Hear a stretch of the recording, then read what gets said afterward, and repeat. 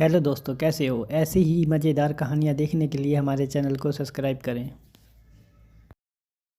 शिल्पी घर के काम से फ्री होती तो बोर होती, जिसके बाद उसने घर में ही दुकान खोलने की सोची। अरे ये इतने सारे कपड़े! अरे बहू, क्या करेगी इनका? माँ जी, मैं घर में बोर होती हूँ तो सोचा सामने के कमरे में कपड़ों की दुकान खोल लूं। घर का काम भी हो जाएगा और 4 पैसों की कमाई भी। अरे वाह वाह, ये तो बहुत ही अच्छी बात है। मैं भी तेरी मदद कर दिया करूंगी। वाह माँ जी, तब तो मजा आ जाएगा। अब हम दोनों मिलकर खूब पैसे कमाया करेंगे। अब क्या था, सास बहू का काम चल पड़ा। एक दिन, अरे राकेश की माँ, सुनती हो? कहाँ चली गई? भूख के मारे पेट में चूहे कूद रहे हैं। अरे नंदिनी, कहाँ हो? भूख लग रही है। पापा कहाँ है माँ? पता नहीं बेटा, भूख लग रही है। आज तो किसी ने चाय भी नहीं पूछी। तभी सास बहू घर के अंदर ढेर सारे सामान के साथ आती हैं और वो भी हंसती हुई। अरे वाह बहू, ये तो बड़ी अच्छी मार्केट दिखाई तूने। बड़ा ही सस्ता सामान था। हाँ माँ जी, और ये सामान हम डबल पैसों में बेचेंगे, मजा आ जाएगा। अरे बहू, भूख लग रही है, कुछ खाने को दे दे। माँ, क्या बात है, आज किसी ने पापा को चाय भी नहीं दी? अरे बेटा, अब 40 साल में तेरे पापा ने क्या चाय बनाना भी नहीं सीखा? अरे बेटा, रहने दे अब इस बहस को। तुम लोगों ने वैसे बनाया क्या है? बहू परेशान हो जाती है और सास को अकेले में लेकर जाती है। माँ जी, आज तो हम लोगों ने खाना ही नहीं बनाया। अरे बेटा, बाहर के छोले भटूरों से पेट इतना भर गया कि याद ही नहीं रहा कि घर में ये लोग भी हैं खाना खाने के लिए। अब क्या किया जाए? तभी घर में एक महिला आती है। जी, वो सुना है आप लोगों के यहाँ साड़ी बिकती है, जरा दिखाएंगे क्या? हाँ हाँ, क्यों नहीं। माँ जी, आप इन्हें साड़ी दिखाइए, मैं तब तक पिताजी और इनके लिए खाने का इंतजाम करती हूँ। सास उस औरत को लेकर सामने वाले कमरे में चली जाती है, जहाँ उन लोगों ने दुकान खोली थी। वहीं बहू भी किचन में चली जाती है। अब इतनी जल्दी क्या बनाऊं? पापा जी तो खाने के लिए भी बैठ गए हैं। आइडिया, मैं खाना बाहर से ही ऑर्डर कर देती हूँ। थोड़ी देर में खाना आ जाता है और बहू टेबल पर खाना लगा देती है। हे भगवान, कितनी कड़वी दाल बनाई है बेटा। नहीं नहीं पिताजी, वो। क्या बात है नंदिनी, रोटी तो चबाई ही नहीं जा रही है, लग रहा है रबड़ खा रहा हूँ। एक तो इतने महंगे होटल से खाना मंगवाया और वो भी इन लोगों को पसंद नहीं आया। तभी सास नोट गिनती हुई बाहर आती है। वाह माँ जी, बड़ी कमाई हुई लगती है। हाँ, मैंने वो 2000 वाली साड़ी 3000 में बेच दी। अरे वाह माँ जी। दोनों सास बहू बहुत खुश हो जाती हैं। मेरे पेट में ना बेटा जोर का दर्द हो रहा है। अरे माँ, क्या हुआ? पेट में दर्द? बाहर का कुछ खाया था क्या? मैदा तो नहीं खा लिया? मैंने छोले भटूरे खाए थे। माँ, क्यों खाए? आपको तो पता है कि आपको मैदा सूट नहीं करता। चलिए माँ को डॉक्टर के पास ले जाते हैं। तभी अंदर से पापा की आवाज आती है। हे भगवान, मेरा तो पेट खराब हो गया। सब पिताजी के पास जाते हैं। पिताजी, आपको क्या हुआ? खाना बासी था शायद। अरे पिताजी, नंदिनी जानती है कि बासी खाने से आपकी तबीयत खराब हो जाती है, तो वो ऐसा क्यों देगी, है ना नंदिनी? वो खाना मैंने बाहर से ऑर्डर किया था। मैं और माँ दुकान का सामान लेने गए थे, इसलिए खाना नहीं बना पाए। क्या नंदिनी, दुकान के चक्कर में तुमने तो सारे घर का हाल बिगाड़ रखा है।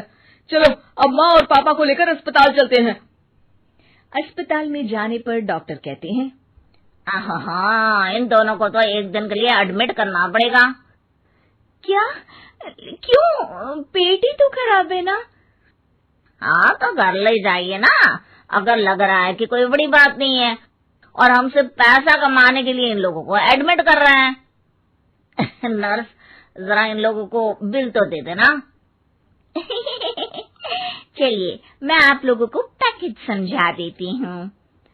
जब बहू के हाथ में बिल आता है, हे भगवान, 60,000 रुपए! इतना तो मैंने कमाया भी ना था।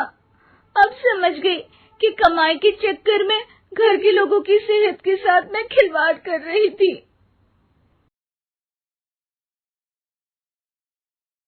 लौटा बचपन। रश्मि की सास उससे बहुत काम कराती थी और वो इस बात से बहुत परेशान हो गई थी। एक दिन सास कहती है, बहू, रसोई का काम खत्म हो जाए तो मेरे कमरे में आ जाना, कमरे की सफाई करनी है। ये कहकर सास वहां से चली जाती है। ये सासू माँ भी ना एक के बाद एक काम देती ही जाती है, जैसे कि मैं कोई बोतल से निकली हुई जिन हूँ। रश्मि अपनी सास के कमरे में जाती है और स्टूल पर चढ़कर अलमारी से सामान निकाल रही होती है। अरे बहू, संभाल कर, मेरा सामान तोड़ मत दियो। वाह, इन्हें अपनी बहू की कोई चिंता नहीं है, सामान की पड़ी है कि वो ना टूट जाए। अब तो इनका सामान तोड़ना ही पड़ेगा। रश्मि सामान हाथ में पकड़ लेती है और नाटक करने लगती है। सास ये देखकर घबरा जाती है। अरे बहू, मेरा सामान बचाकर कहीं गिर ना जाए। हाँ हाँ मम्मी जी, नहीं गिराऊंगी आपका सामान। रश्मि का सच में बैलेंस बिगड़ जाता है। अरे मेरा तो सच में बैलेंस बिगड़ रहा है। रश्मि स्टूल से नीचे गिर जाती है और उसका सर बेड से लग जाता है। रश्मि के सर में दर्द हो रहा होता है। वो बेहोश नहीं हुई होती है, लेकिन वो आंखें मूंद कर पड़ी रहती है। ये देखकर उसकी सास घबरा जाती है। अरे बहू, ठीक तो है ना? तू बोलती क्यों नहीं बहू? ये अच्छा मौका है, बेहोशी का नाटक कर लेती हूँ, काम से तो बच जाऊंगी। सास रश्मि को बेड पर लेटा देती है और अपने बेटे सूरज और डॉक्टर को फोन करती है। वे दोनों कुछ ही देर में घर आ जाते हैं। सर पर चोट आने की वजह से ये बेहोश हो गई है। मैं कुछ दवाइयाँ लिख कर देता हूँ, ये मंगा लीजिएगा। उफ, वो ठीक हो जाऊंगी तो फिर से काम करना पड़ेगा। क्या करूं? अरे हाँ, ऐसी तरकीब निकाली है जिससे काम भी नहीं करना पड़ेगा और मेरी प्यारी सासू माँ को भी सबक सिखाने का मौका मिल जाएगा। डॉक्टर चले जाते हैं और रश्मि होश में आती है। तब वो बच्ची बनकर याददाश्त खोने का नाटक करने लगती है।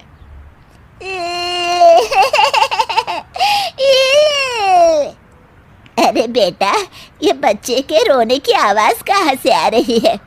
हाँ माँ, मैंने भी आवाज सुनी। फिर से रोने की आवाज आती है। अरे ये तो मेरे कमरे से आ रही है। वो दोनों कमरे में आते हैं तो रश्मि रो रही होती है और बच्चों की तरह हरकतें कर रही होती है। दोनों उसे देखकर हैरान रह जाते हैं। मेरे मम्मी जी पापा कहाँ है? मुझे आइसक्रीम खानी है। अरे सूरज, ये तो बच्चों की तरह बर्ताव कर रही है। हाँ माँ, लगता है चोट लगने से इसके दिमाग पर असर हुआ है। आप लोग कौन है? मुझे मम्मी के पास जाना है। अंकल अंकल, मुझे मम्मी के पास जाना है। अंकल? अरे रश्मि, मैं तुम्हारा पति हूँ, क्या तुम्हें याद नहीं है? पति क्या होता है अंकल? और ये बूढ़ी आंटी कौन है? बूढ़ी आंटी? बूढ़ी किसको बोला? बूढ़ी को बूढ़ी नहीं बोलूंगी तो क्या बोलूंगी? तुझे तो अभी बताती हूँ मैं। बूढ़ी आंटी, गंदी बूढ़ी आंटी, गंदी बूढ़ी आंटी। मैं कल ही डॉक्टर के पास लेकर जाता हूँ रश्मि को। अगले दिन सुबह रश्मि की सास सारा काम खुद करती है और ये देखकर रश्मि को बड़ा मजा आ रहा होता है। अरे वाह, इस नाटक में तो बड़ा ही मजा आ रहा है। चलो थोड़ी और सेवा करवाते हैं सासू माँ से। आंटी, मुझे ना भूख लगी है। अरे इतनी देर से मेरा सर खा रही है, तेरी भूख नहीं मिटी। अब क्या खाना है तुझे? मुझे चॉकलेट शेक पीना है। अरे मुझे नहीं आता चॉकलेट वाकलेट शेक बनाना। मुझे चॉकलेट शेक चाहिए, मुझे चॉकलेट शेक चाहिए। उफ, अच्छा अच्छा मेरी माँ चुप हो जा, लाती हूँ बनाकर चॉकलेट शेक। रश्मि अपनी सास से खूब काम करा रही होती है और अपने नाटक का जमकर फायदा उठा रही होती है। रश्मि पूरे घर को बार बार गंदा कर देती है और उसकी सास बार बार सफाई कर रही होती है। ए बहू, तुझे समझ में नहीं आ रहा? कितनी बार कहा है कि एक जगह बैठ, अभी एक थप्पड़ लगाऊंगी तुझे। रश्मि रोना शुरू कर देती है।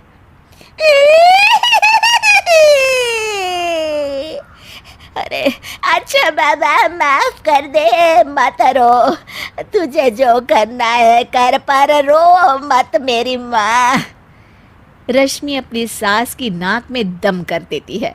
कुछ देर बाद सूरज फिर से डॉक्टर को लेकर आते हैं और डॉक्टर पूरी तरह रश्मि की जांच करता है। मुझे लगता है कि इनको हॉस्पिटल में ले जाकर स्कैन करना होगा, तभी कुछ पता चल पाएगा।